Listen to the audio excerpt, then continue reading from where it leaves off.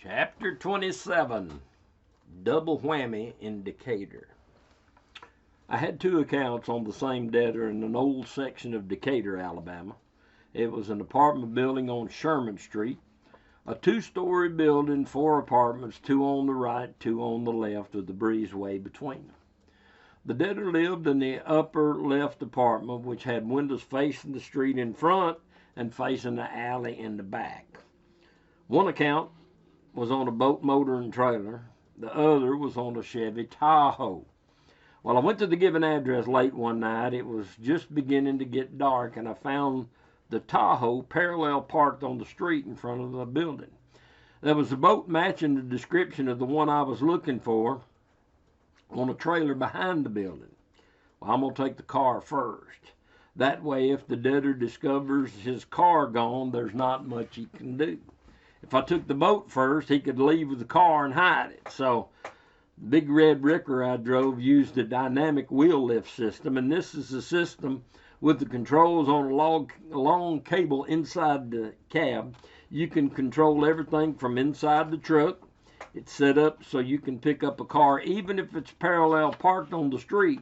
You don't have to drag the front end of a front-wheel drive vehicle out so you can pick it up from the front. The dynamic lift will go in from a side angle. You go in at a 45-degree angle on the vehicle, and it contacts the outside wheel and then begins to pivot toward the other wheel, and you slowly extend the arm until it's around touching both wheels, and then you hit the button and it closes around the front wheels, the drive wheels. Then you lift it up and just drive straight out, and it'll pull it right smack dab out of that parking space. And it's slick the way it works, and that's what I did. I got it front wheel, back wheel drive. It works. I got the Tahoe. Anyway, I checked the VIN number, checked the VIN number, hooked up the Tahoe, and left. I called the police and reported the repo, and then I took it to my lot on Blanda Street in Huntsville. This is why we still had a storage lot in Huntsville. And it was a little over 30 miles back to Huntsville. I put the Tahoe in the storage lot. It was dark. It was night. I didn't do any paperwork on it. And I headed back to Decatur. It was too dark to worry about doing the condition report now. Besides, there was a boat, motor, and trailer to pick up. It was totally dark when I got back to the address in Decatur. It might have been around 9:30, something like that. I drove down the alley behind the apartment building.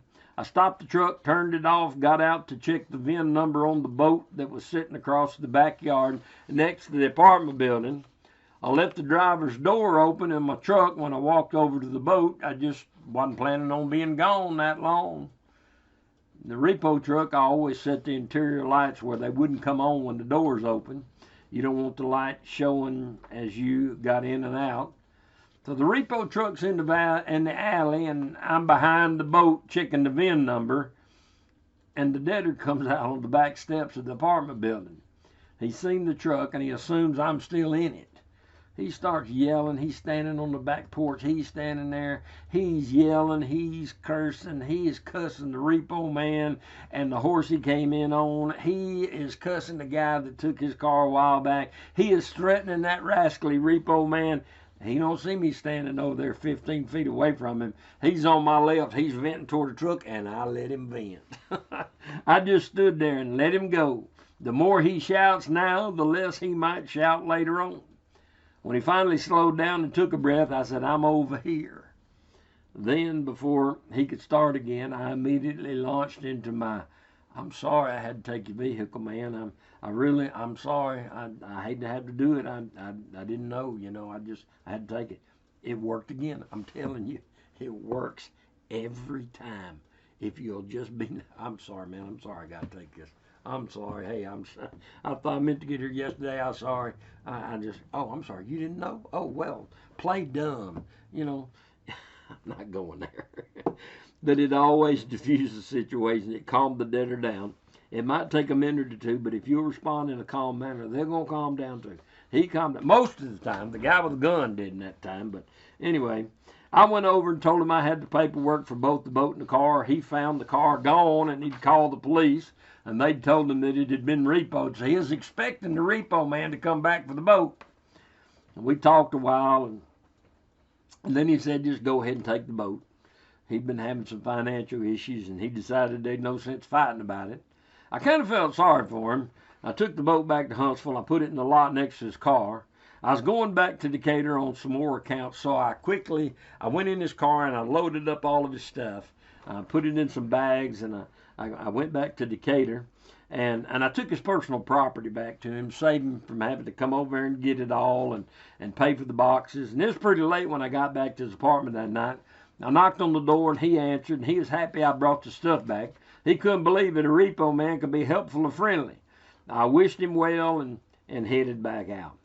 You know, most people have never been involved in repossessions, and they never really know, they don't have an idea about what a repo man is, what he does, and what he goes through, and how he's supposed to act. Before I learned the ins and outs of asset recovery, my thoughts about a repo man was some sort of a traveling bouncer, some real mean dude. He was a tough guy who would throw you across the parking lot if you messed with him. But nothing could be further from the truth. The Fair Debt Collections Practices Act prevents violence and intimidation, and throwing people anywhere is a no-no.